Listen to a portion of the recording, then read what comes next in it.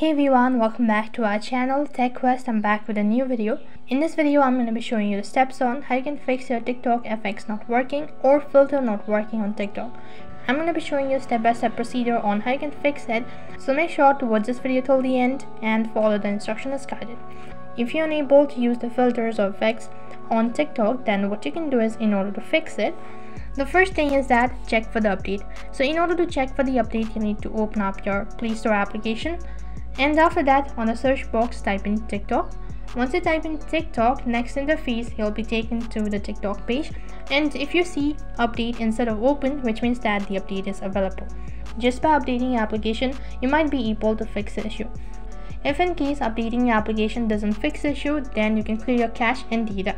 For that, head back to your home screen, long press on your TikTok application, click on the app info icon, and you'll be taken to the app info page. Now click on storage and cache. Once you've done this, you need to click on clear cache as well as clear storage. Keeping in mind that clearing your data or storage will log you out of your account. So before you do that, make sure that you know your login credential.